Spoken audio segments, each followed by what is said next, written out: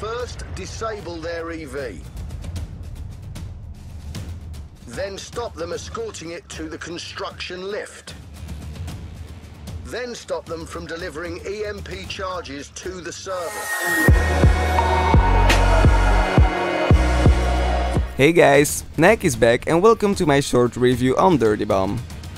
So Dirty Bomb, or also known previously as Extraction, is a free-to-play class-based first-person shooter that's developed by Splash Games and published by Nexon America. It's only available through Steam and for Windows. So I downloaded this game last week since it's free to play and it seemed to have a lot of success, so there's really no reason not to check it out. After playing more than 20 hours, I have to admit that I'm having a great time with this game. If I had to describe it with other games, I would say it's a crossover between Team Fortress and Counter-Strike because of the different classes, the focus on objectives, the fast pace and the hip firing. Every game starts with 3 points, and you're either the attacker or the defender. The defenders will try to defend the first point for 10 minutes, but if the attackers get the objective before the time runs out, they move on to the second objective. If the attackers can get to the third objective and the last objective, they win. If not, the defenders win. This all means it's a very objective focused game, and all the classes play a role in getting an objective as efficient as possible. The objectives range from planting C4 to escorting a vehicle and passing by repairing something. There are 3 big classes: Assault, Support and what I call Engineer, but refer to in-game as Objective Specialists. Every hero or mercenary is in one of these classes. Like, Assault is responsible for killing as much enemies as possible, so snipers, assault rifles, ammo packs and airstrikes come here. Support mostly has shotguns and submachine guns, but since they're support they have healing stations, healing packs and revive guns. An objective specialist mostly also have SMGs and shotguns, but their abilities give them mines or turrets or something they can use as support to get or defend an objective. Now, it's a free-to-play game, so that means they have to get their money somewhere. And they have a cash shop where you can unlock stuff, but you can unlock all of that stuff with in-game credits too. So it may take a while, but this means it isn't pay to win, although to be honest you will probably think it is because some mercenaries are a lot better, and since a level 1 can just buy it, you'll end up against some of them before you even have a loadout card.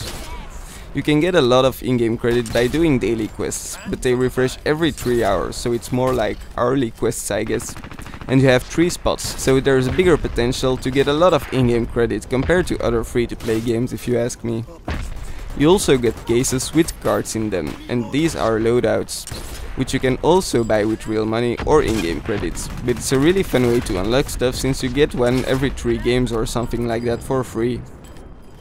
Now, what I really enjoy in this game is that there's room for every playstyle, and when everybody does their job, it gives for what I experience as really good teamwork.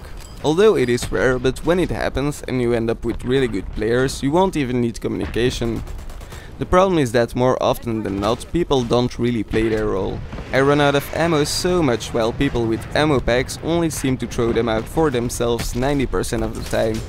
Which is weird since you get XP for just throwing packs out, but I hope that players will get better in time so that I can play the role that I'm supposed to play. If you want a good KD, you can go snipe or use an AR and airstrikes, but if you want to support people, you can, and even though you end up with a bad KD, if you did a good job healing and supporting, you'll have a high score. Same thing with the objective specialists. It's funny how many games I won because I rushed and sneaked by everything with the objectives, while I had around 5 kills and more than 20 deaths because of trying to get that objective really sneaky. But again, I was first when it came down to score because I did so many objectives, and that's exactly what the objective specialist should be doing, of course. You really have to play a class you feel comfortable with, and you also have to be able to adapt to situations, because if everyone in your team is running an assault class and the other team has 2 supports, your team is gonna get destroyed, even though you may get more kills than the other team.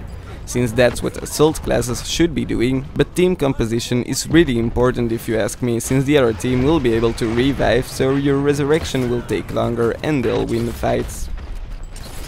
For now there are 14 mercenaries, but more are coming and each of them has their own ability. Each of these mercs also have a ton of different loadout cards that, as mentioned, you get from opening cases. And this makes it so that even though there are 5 of the same characters running around in one game, every one of them probably has a different weapon and perks. There's also a system to trade unused loadout cards and just buy those specific ones you want. So yeah, I was just looking to play a first-person shooter and ended up with a free game I really seem to enjoy, so I advise giving it a try for sure. Just be warned that some people throw money at games like this, and even though you're level 1, you can end up against some of the mercenaries that are difficult to deal with in under level 5 servers, so it will feel like it's pay to win. Just keep in mind you can unlock the exact same class and loadout in a couple of days if you just do bounties. I also have to mention that this game is actually the first game where I didn't have to change all my options and rebind my keys because it recognized my keyboard layout and other options automatically. And I'm playing at above 100 FPS, so they did an amazing job on that. So even though it's a small thing for most people, I appreciate it a lot. And that's about it for today. If you have any questions or suggestions, feel free to hit me up in the comment section. Thank you all for watching, I hope you enjoyed, and as always guys, I'll see you next time.